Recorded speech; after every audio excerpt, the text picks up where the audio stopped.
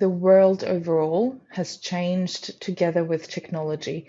And I think technology has finally caught up with the CS's needs and aspirations. And it's making what was not really possible in the beginning now possible. So if we take, for example, how we measure activities or how we work with our customers today.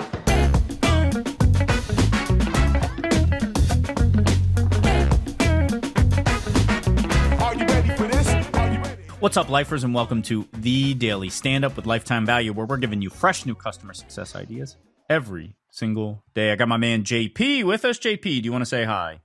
Yeah, it's a good day for a cup of tea. And we have Therese with us. Therese, can you say hi, please? Hello, everyone. Very nice to be here.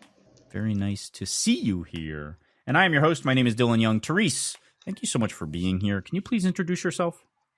Sure. So I'm Therese. I'm in Stockholm, Sweden. I was born and raised in France and lived a couple of years in Australia, hence my very weird accent. Oh my goodness. Yeah. Croissants dipped in, It's a mix. I usually call myself an international. Okay. Yeah. Global citizen. But I like professionally, I'm a director of customer management at Nshift.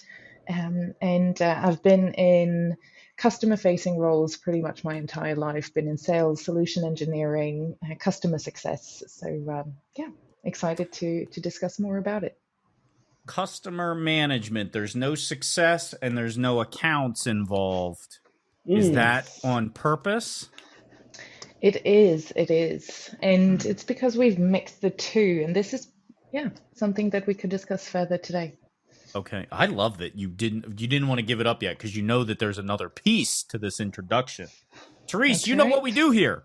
We ask every single guest one simple question, and that is, what is on your mind when it comes to customer management? So can you tell us what that is for you?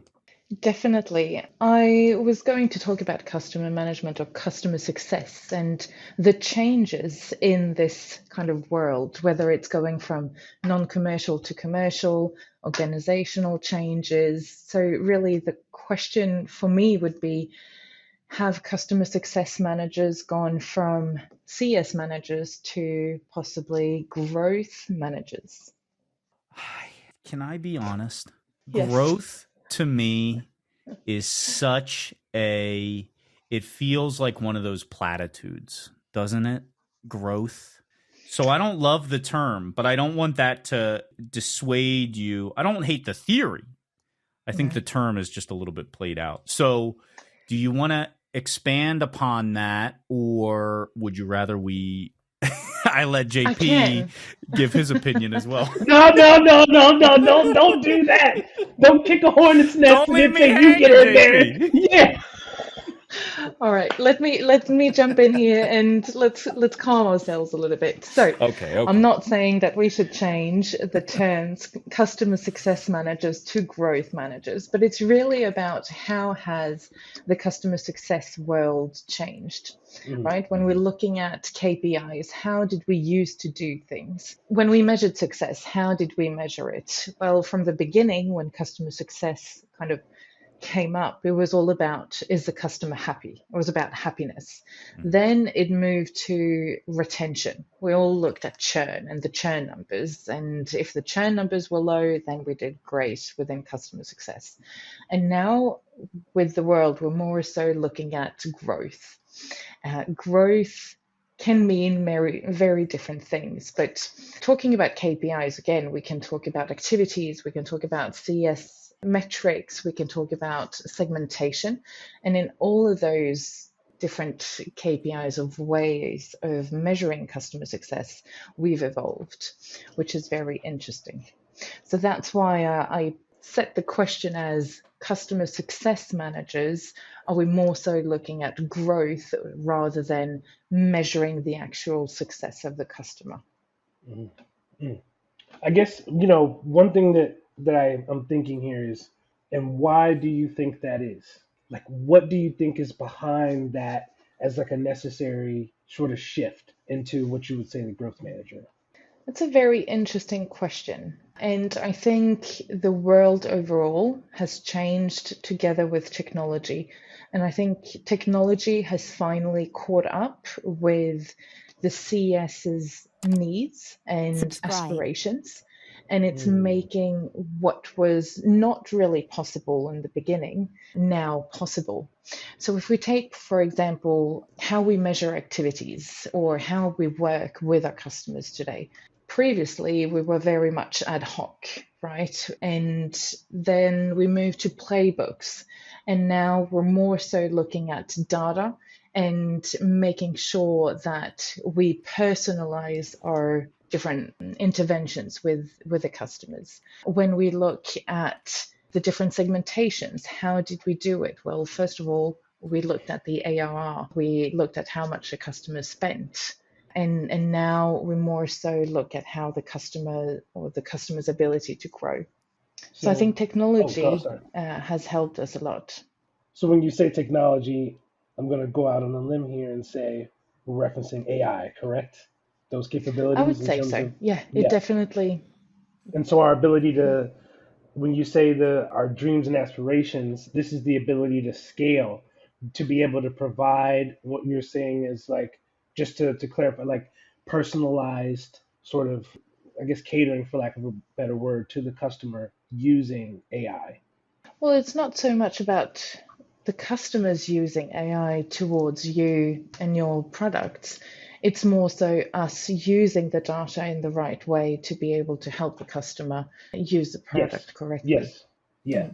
I might add an additional facet here, Therese, and that is just the overall maturation of the role. It didn't exist 30 years ago. No. I think it's 29, 28 years old at this point. And it has evolved from what was a theory based on a changing business model. We now know more about that business model as well. So I feel like it's sort of, the dreams and aspirations of CS. I don't know if I agree with that, only because I don't know if we knew enough to have dreams and aspirations back then. And nobody did, because SaaS was brand new. That I don't think that invalidates your thought process. I think it is just, we're still figuring this whole thing out all together, not just CS. No, definitely. And, a lot of people talk about the commercial aspect of the role. Should a CSM be commercial or should it not? Within the organization that I'm at now, hence the role customer management and not customer success management, is because we've kind of merged the customer success department together with the account management department to make it one. But depending on the maturity, I would say as well, of the company, it has different needs. Can I ask you a question about how you define commercial? Yes. So commercial to me would be being part of the retention strategy. So being counted on retention, as well as upselling and cross-selling to existing customers. So not at all towards new customers and new logos, but to existing customers. If we follow that bouncing ball, wouldn't we also say product needs to be commercial and engineering need to be commercial in different ways? Product needs to build something that people actually want to buy. Engineering has to build something that isn't cumbersome upon your systems or your servers. And in that way, Definitely. I think I'm just coming at this, the age old, you may not want to be in sales, but everybody is in sales argument of like, this is certainly not against you, but I grow tired of this conversation of commercial versus non-commercial, when in fact everybody has a commercial component to what they do. Definitely. And I was at a role previously at my old company where I got into, just like you said, moving the organization from being non-commercial to being commercial. And when we announced that to the team, they said, "Oh, hold on, but I'm not a salesperson." And I was like, well, everybody is and nobody is in a way. You don't have to do your job differently. You will just be measured in a different way, but you have to do your job just like you've done in the past, which is ensuring that the customer succeeds within their journey of our product. So yes, in going back to product and engineering, do they need to be commercial? Absolutely.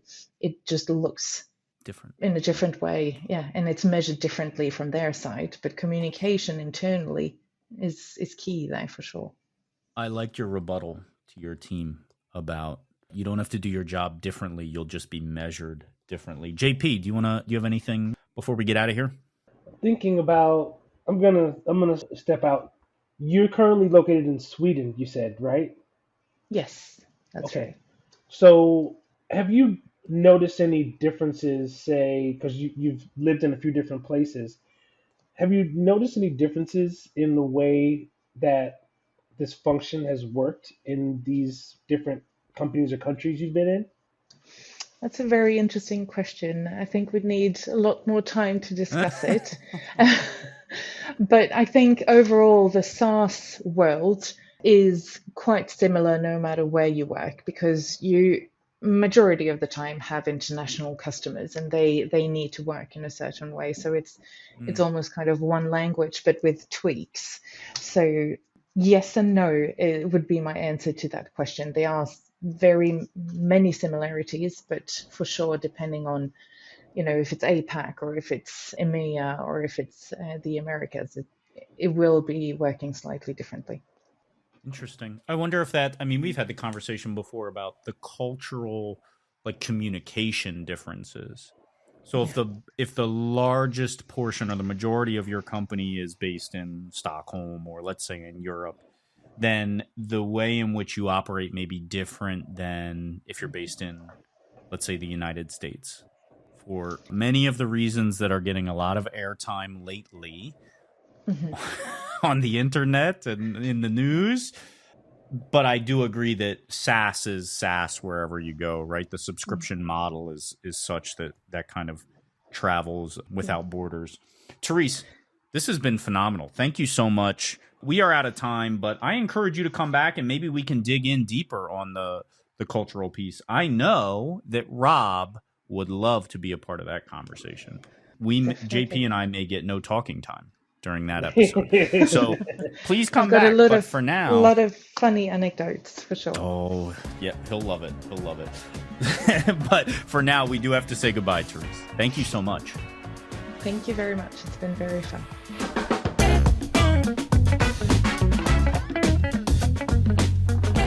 You've been listening to the Daily Stand-Up by Lifetime Value. Please note that the views expressed in these conversations are attributed only to those individuals on this recording and do not necessarily reflect the views and opinions of their respective employers. For all general inquiries, please reach out via email to hello@lifetimevaluemedia.com. To learn more about advertising on the Daily Stand-Up and the Lifetime Value Media Network, please reach out via email to advertising@lifetimevaluemedia.com. Find us on YouTube at Lifetime Value and find us on the socials at Lifetime Value Media. Until next time.